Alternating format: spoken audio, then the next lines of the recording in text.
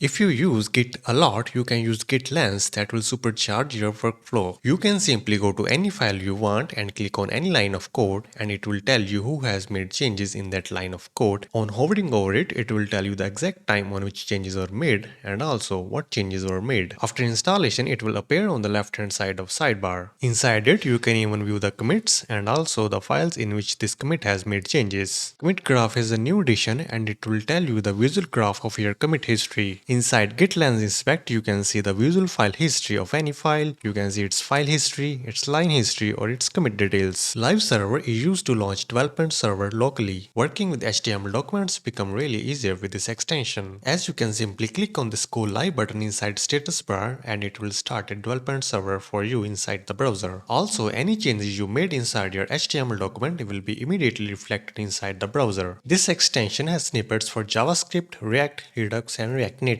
You can look into all the available commands online. For example, from this IMP prefix, you can actually import a module. Inside your React project, you can simply write IMP and then press tab, then this import command will be added. With FRE, you can write the for each statement. With CLO prefix, write console command. And with RFC prefix, you can write a functional React component. With large code base, you may find it difficult to locate and find your CSS classes or IDs. This extension will make your task easier. Inside HTML, you have to just press Ctrl and then hover over any class and it will show their properties. Also, by pressing Ctrl and clicking on any class name, you can easily locate them. Prettier is one of the best code formatter out there for multiple languages like JavaScript, TypeScript, JSX, JSON, and more. As you make code which is not formatted properly, it has some empty lines, some unnecessary spaces, and bad indentation. If you have a Prettier extension installed, you can simply right click and then select Format Document. Your document will be automatically formatted. Or alternatively, you can simply press Ctrl+S and it will be formatted. It will even add the semicolons inside your code. Relative path can come handy to get relative URL paths from files in the current workspace. Relative path of any file in project can be added by pressing Ctrl+Shift+H, then simply typing the name of the file and then click on that file and this relative path will be added. Import cost is very simple yet useful extension to display import required package size in the editor. It will show an actual size of module and also its gzipped size. It will even show the size of some submodules or methods from a library. Let's say you have installed Lodash library. When you import the whole library, it is taking 71.5 kilobytes of space, so that will make your app very heavier. If we import only a selected method of this library, it is taking only 2.3 kilobytes of space. So to make your website or app lighter, you have to only use selected methods. Tabnine is an AI autocomplete for JavaScript, Python, TypeScript, PHP, Go, Java, and many more languages. First, you need to create a new account for Tabnine. It will provide AI code suggestions to complete your code. You have to press Tab to add the code suggested by Tabnine. By hovering over the suggestion, you can switch between different options. You can even ask it to explain your code. So now this is a React code, so it is now explaining it. You can even ask some question to Tabnine and it will answer it just like a ChatGPT.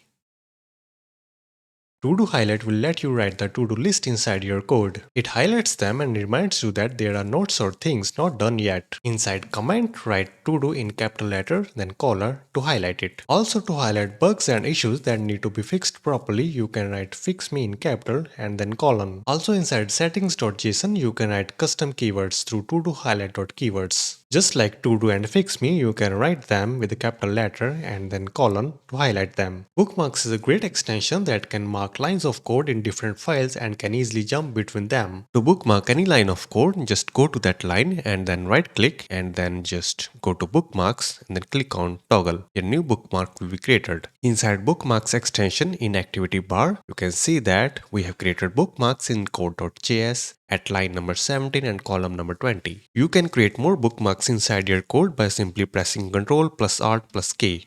A new bookmark is added. Even switching between different bookmarks is very easier with this sidebar. Bookmark can be created inside any file. Here bookmark is created in two files. One is code.html, you can select it from here, and also you can select code.js bookmarks. If you want to use linting inside your VS Code, you can use Eslint extension, which has almost 32 million installs. It will simply tell you the issues inside your code and will also tell you the syntax errors. If you find yourself searching for correct spellings online, you can use this code spell checker. Whenever there is a spelling mistake inside code, it will highlight it. Here value is misspelled inside this first value variable name. You can simply fix it by yourself, or you can simply hover over it and then click on quick fix. It will give you a suggestion and then you just click on it and it will fix that. With better commands, improve your code commenting by annotating with alert, informational, to-dos and more. These better commands can be written inside multi-line. When the asterisk sign is written at the start, comment is written in the green color and you can write some important information here. If question mark is written at start, comment will be in blue color and you can write anything you are not sure about. When to-do colon is written, comment will be in the orange color and you can write to-do list here. With exclamation marks, some deprecated warnings or some issues can be written. With double forward slashes, comment will be striked through. It is not mandatory that better comments need to be written inside multi-line. You can even write them inside single line. If you wish to have JavaScript and TypeScript playground in your editor, you can use Quokka.js. By default, it has Quokka's Community Edition, which is free, but you can also try the pro version. To start it, you have to press Ctrl plus Shift plus P. Inside search bar, write Quokka.js. It will give you a bunch of commands related to Quokka.js and just select new JavaScript file.